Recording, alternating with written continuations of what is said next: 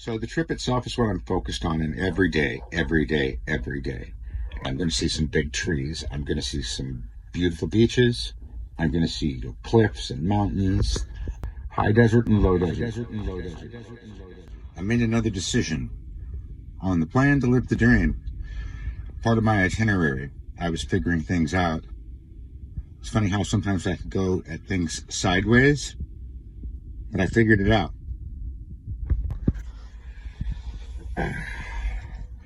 Yeah, so another command decision. Something my grandfather helped me understand was the history of California a bit, that I really didn't spend as much time as I wanted to, that I think I'm going to add to the bucket list, is El Camino Real de Alta California.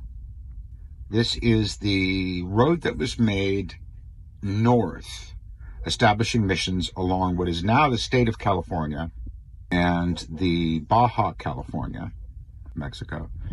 And it's integral to the California history, all the logistics, the California War, all of it has to do with this road. And it's great. It goes past a lot of historic scenic points. But here's what really got me. Not just that I'd like to see more of it, maybe do some touring and tourism of the missions. Not just because I'm a history buff. What got me was these missions were originally established to be 1 day's walk apart. It seems to me that of all the places and different little side routes and routes that I can take, that if I can aim to hit the missions along the way, I'm going to ride and maybe even sometimes walk El Camino Real and have that piece of history in me. And the thing is, they weren't just designed to be a day's walk from each other. They mostly follow valley bottoms, except for where they have to go through mountain passes. This is basically how a guy on a single-speed tricycle that is going to be altogether upwards of 600 or more pounds altogether, the trike and the guy and everything.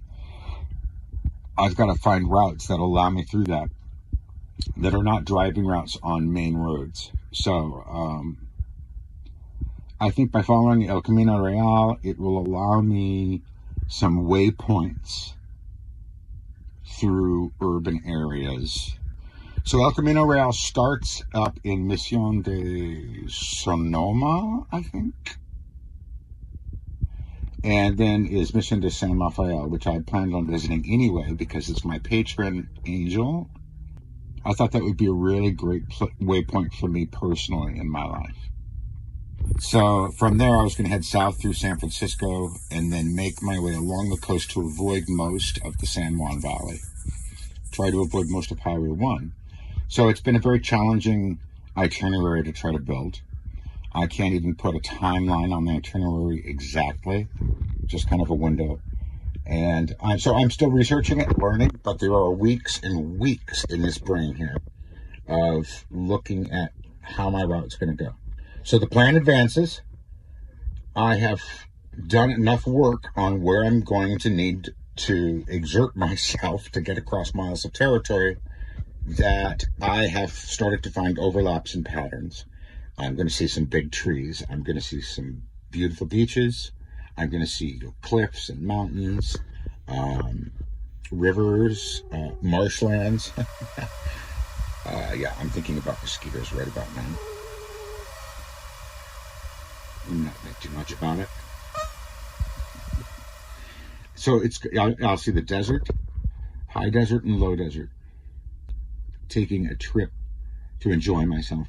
I'm taking a tour. It's a bike-packing tour on a tricycle with a cart that's all built out and heavy. And I'm going to take my time and I'm enjoying myself. And I'm going to enjoy being mobile and living the life. And when I get at my destination, God willing,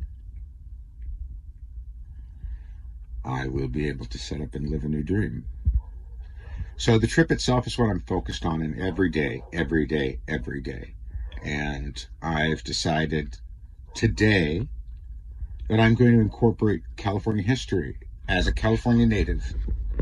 El Camino Real de Alta, California. Yeah, I'm thinking about mosquitoes right about now.